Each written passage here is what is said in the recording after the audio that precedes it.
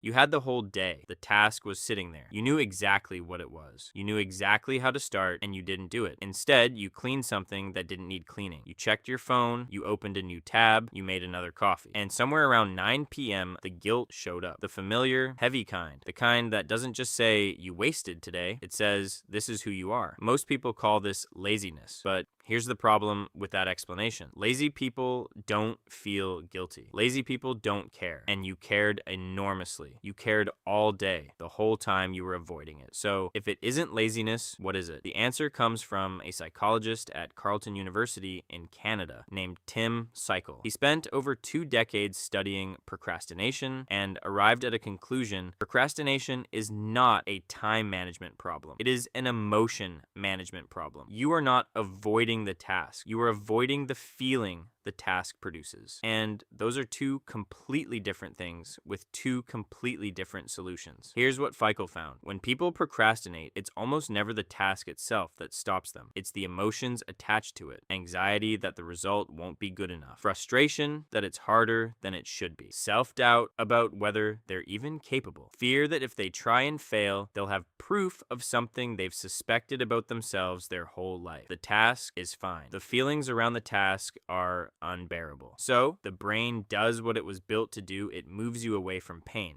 Right now, not tomorrow.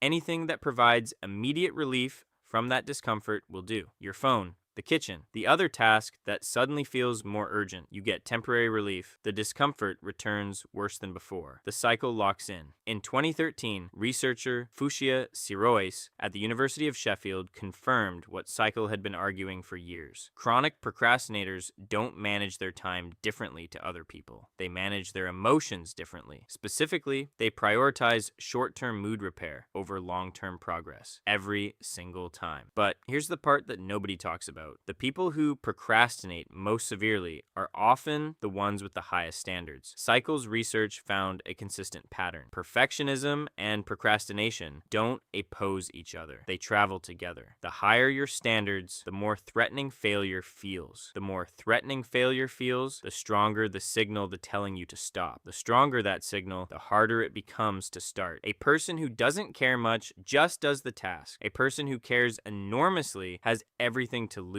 by trying. And here's where it gets darker. Procrastination protects something. As long as you haven't tried, you haven't failed. The unfinished project, the unsent email, the application you never submitted, they all exist in a state of pure potential. They could still be brilliant. Trying converts potential into evidence. And your brain, without you ever consciously deciding this, would rather protect the potential than risk the evidence. Sirois also found that procrastination causes shame. And shame is one of the most powerful triggers for procrastination. The more you've avoided something, the worse you feel about it. The worse you feel, the harder it becomes to face it. The task accumulates emotional weight with every day you don't do it. By the end, you're not avoiding a task anymore. You're avoiding everything that task has come to represent about you. So, what actually works? Not discipline, not motivation, not a better system, self-compassion. This sounds like advice from a greeting card, but the research is serious. Studies from Carleton University found that people who forgave themselves for procrastinating were significantly less likely to procrastinate on the same task type again. Not because forgiveness solved the problem, because shame was the fuel keeping the cycle running. Remove the shame and the emotional charge drops just enough to start. But here's the part nobody quotes. The task is still there. The feelings don't disappear when you understand them. They just become slightly less powerful than the alternative, because the alternative is carrying them forever. Procrastination was never about your work ethic. It was never about your intelligence or your discipline. It was always about one thing, what you believe will happen when people finally see what you're capable of. And the only way to stop fearing the answer is to find out.